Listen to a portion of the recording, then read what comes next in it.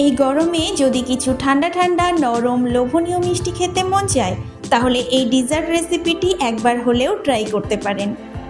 মাত্র কয়েকটি সাধারণ উপকরণ দিয়ে খুব অল্প সময়ে তৈরি করতে পারবেন তুলোর মতো নরম, মুখে দিলেই গলে যাওয়ার মতো অসাধারণ একটি মিষ্টি।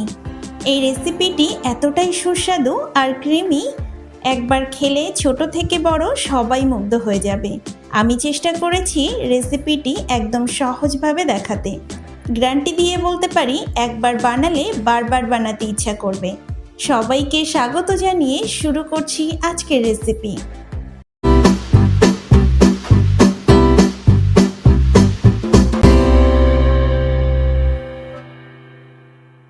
ডিজার্টটি বানানোর জন্য প্রথমে নিয়ে নিচ্ছি হাফ কাপ সাবুদানা। এখানে আমি বড় সাবুদানাটা নিয়েছি, আপনারা চাইলে ছোট সাবুদানাটাও ব্যবহার করতে পারেন। সাবুদানাগুলো 2 থেকে 3 বার ভালোভাবে ধুয়ে নিতে হবে, কারণ এর মধ্যে ময়লা থাকে। আমি পরিষ্কার করে ধুয়ে নিয়েছি। এবার একটা পাত্রে আগে থেকে পানি গরম করতে বসিয়েছিলাম। পানিটা ফুটতে শুরু করেছে, এখন সাবুদানাগুলো দিয়ে দিচ্ছি। ভালোভাবে নাড়াচাড়া করে দিচ্ছি যেন দলা না থাকে।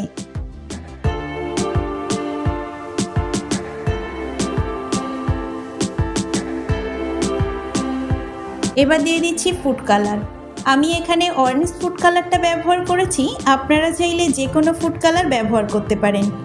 ফুড কালারটা দিয়ে ভালোভাবে নাড়াচাড়া করে মিশিয়ে নিচ্ছি। ফুটতে শুরু করেছে, এখন মিডিয়াম আঁচে ঢাকনা দিয়ে ঢেকে সাবুদানাটা সিদ্ধ করে নেব।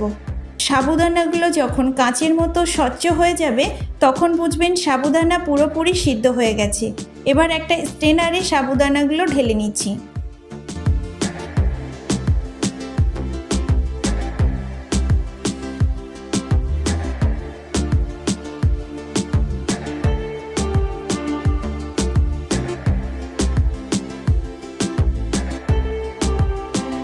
এবার একটা কড়াই নিয়ে নিয়েছি, দিয়ে দিচ্ছি 2.5 কাপ ফুল ক্রিম দুধ। হাফ কাপ সাবুদানার জন্য এখানে আমি 2.5 কাপ দুধ নিয়েছি। দুধটা ভালোভাবে জাল করে ঘন করে নেব।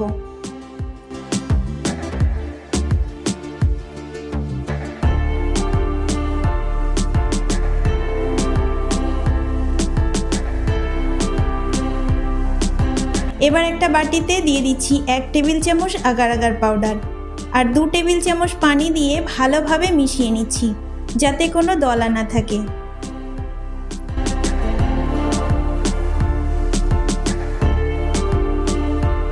দুধটা অনেকটাই ঘন হয়ে এসেছে। ঘন দুধের মধ্যে সিদ্ধ সাবুদানাটা দিয়ে দিচ্ছি, ভালোভাবে মিশিয়ে নিচ্ছি। শুরুতেই একটু দলা বাঁধতে পারে, কিন্তু হালকা নাড়াচাড়া করলে মিশে যাবে।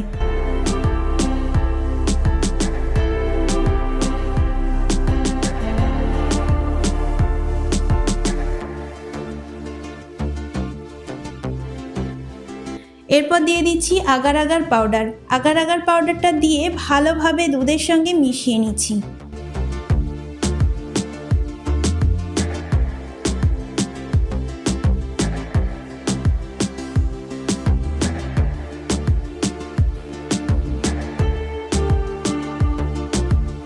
এবার দিয়ে দিচ্ছি হাফ কাপ চিনি। চিনিটা দিয়ে ভালোভাবে মিশিয়ে নিচ্ছি। একবার ফুটিয়ে চুলার আঁচ বন্ধ করে নামিয়ে নেব। আপনারা চাইলে এখানে কনডেন্স মিল্ক ব্যবহার করতে পারেন, তবে আমি সাধারণ উপকরণেই করছি।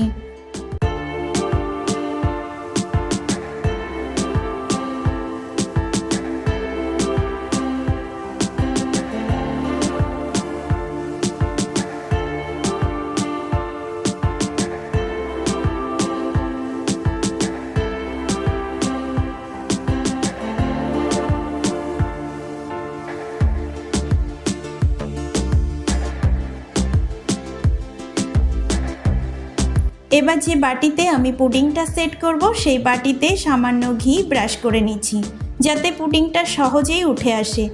সাবুদানা ও দুধের মিশ্রণটা ঢেলে দিচ্ছি, হালকা একটু নাড়িয়ে দিচ্ছি যাতে সমানভাবে সেট হয়ে যায়। এভাবে ঢাকনা দিয়ে ঢেকে রেখে দেব ঠান্ডা হওয়া পর্যন্ত। ঠান্ডা হয়ে গেলে ফ্রিজে রেখে দেব কিছুক্ষণের জন্য। ফ্রিজ থেকে বের করার পর দেখুন পুডিংটা কত সুন্দরভাবে সেট হয়েছে। একটা ছুরি দিয়ে বাটির চারপাশে আলতো হাতে ছাড়িয়ে দিচ্ছি, একটা প্লেটে উল্টে দিচ্ছি। দেখতে যেমন সুন্দর, খেতে ঠিক ততটাই মজা।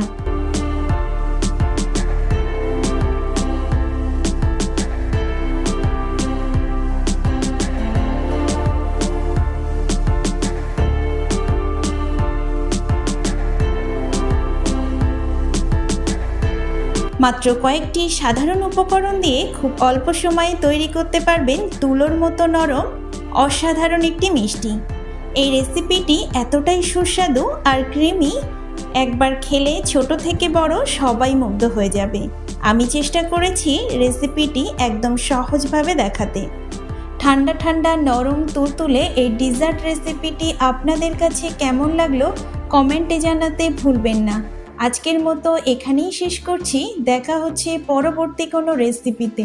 ভালো থাকবেন, সুস্থ থাকবেন। ধন্যবাদ।